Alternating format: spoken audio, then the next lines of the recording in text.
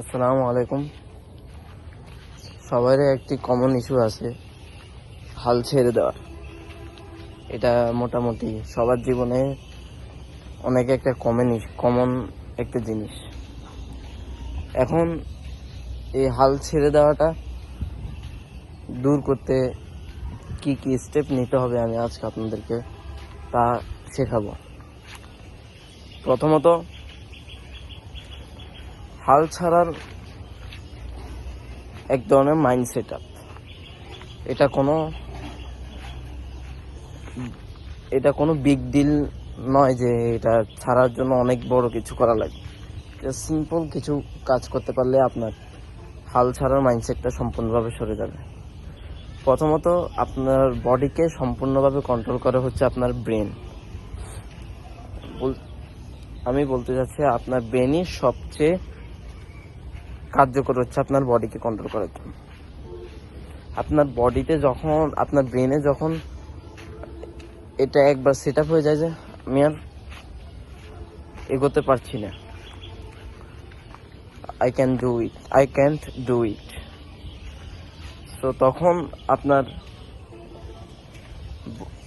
বডিতেও message যায়, brain থেকে internal নার্ভসের মাধ্যমে মেসেজ যায় যে আপনি তো আপনার সকল সীমা শেষ, এখন আর কোনোভাবেই সম্ভব না। তো তখন বডিও হাল ছেড়ে দেয়। তো এইভাবে আপনি সবসময় এই সেম পদ্ধতিতে আপনার হালটা, মানে আপনার করার যে ইচ্ছা, এটা শেষ হয়ে যায়।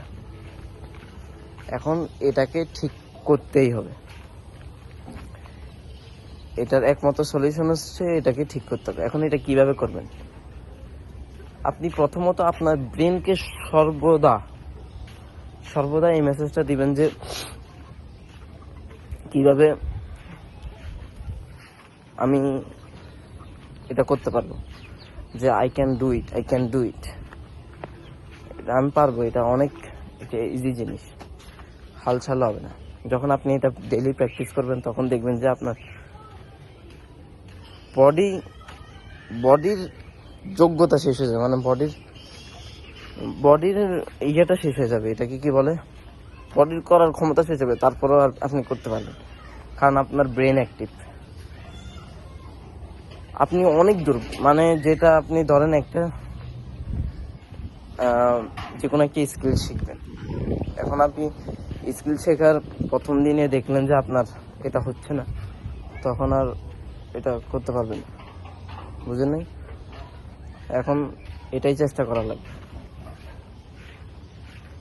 তো আমি এই কারণে বলছি যে এটা ডেইলি প্র্যাকটিস করুন। আসসালামু আলাইকুম।